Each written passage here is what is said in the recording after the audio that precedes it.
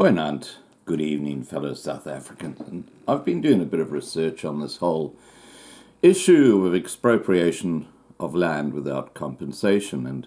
And Gerard, who's one of my subscribers, sent me a very interesting document that we'll have a look at in a second. And I'll actually attach it below so you can go and view it for yourself.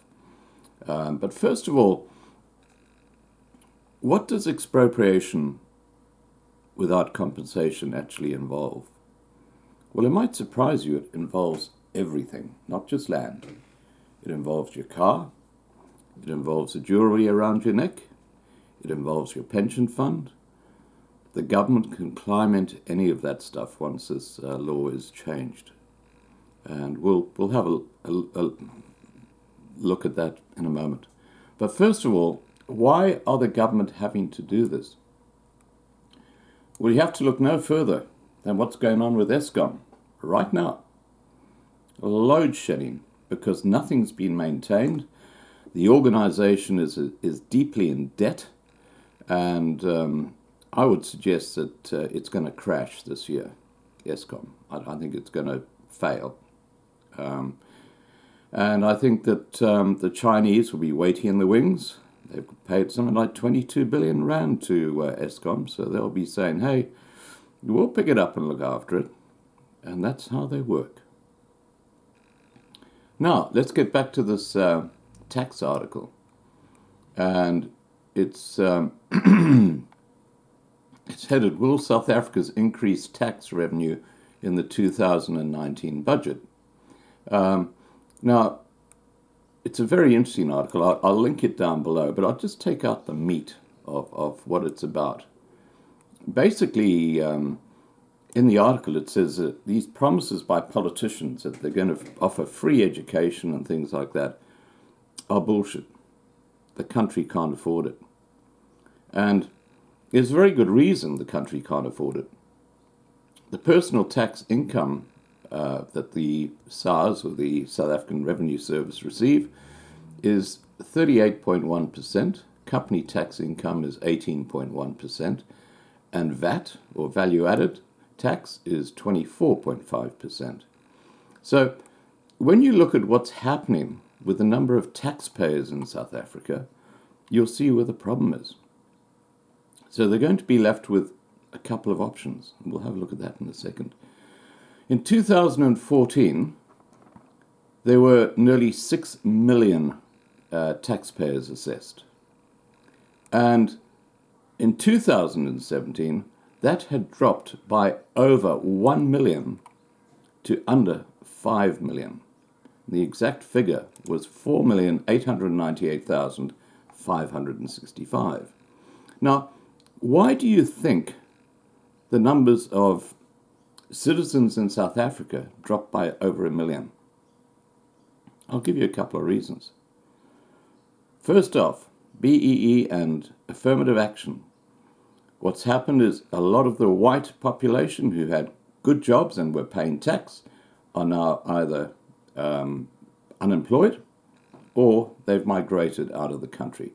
So there's been a huge loss of the tax base in South Africa.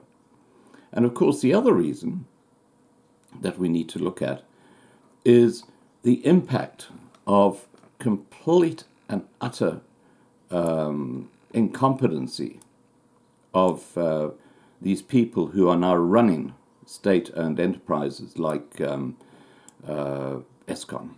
You know, they don't know what they're doing. They haven't got a clue when it comes to management. They've got too many employees, and the whole thing is just going pear-shaped. So what you've got, in effect, is a reducing tax revenue base and an increasing cost to keep the nation going.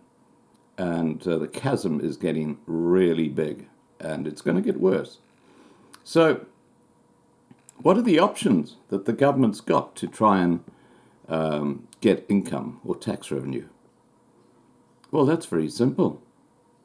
Under expropriation without compensation, which includes everything, it's not just land, they can go and start raiding pension funds, can't they? They can start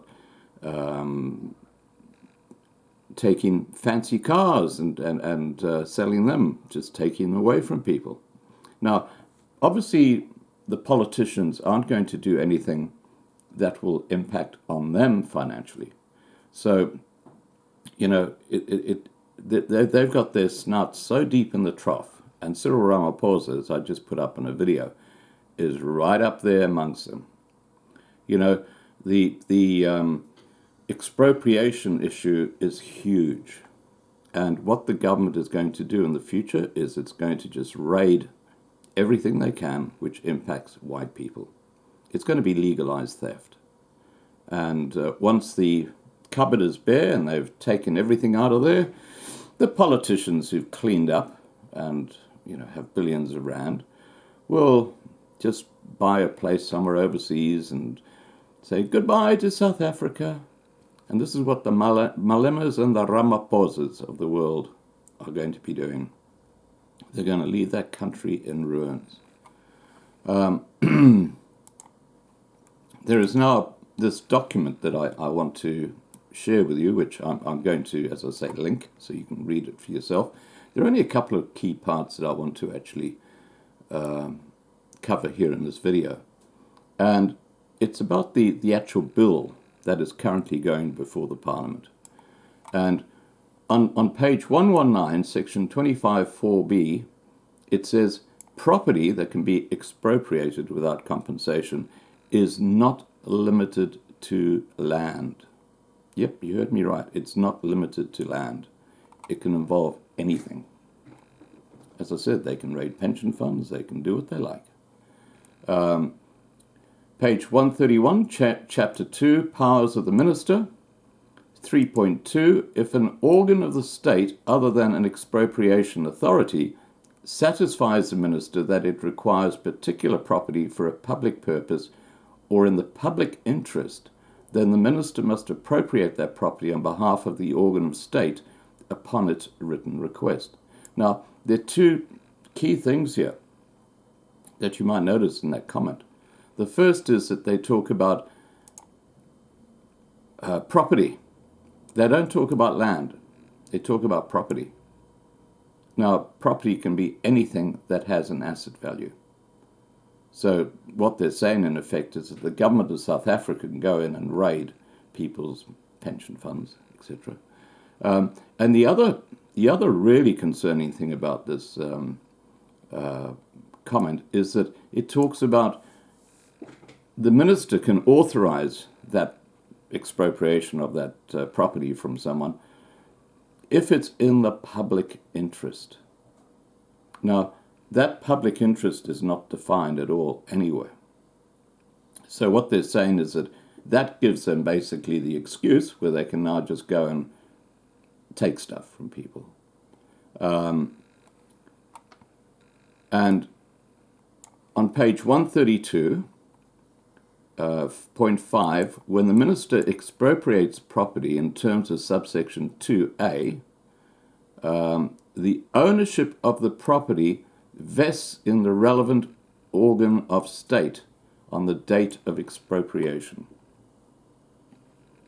Now, again, we're talking about any asset in South Africa. So what that means is that the government, in the public interest, we're talking about Eskom, okay, with the load shedding and all the problems they're having, the Eskom can say, hey, we need 100 billion rand, for argument's sake. And the only place we can get that money now is through the pension funds in South Africa. And it's in the public interest because if we don't get that 100 billion rand, guess what's going to happen? Eskom's shutting down. So this is a very, very dangerous bill that's been put through Parliament later this month.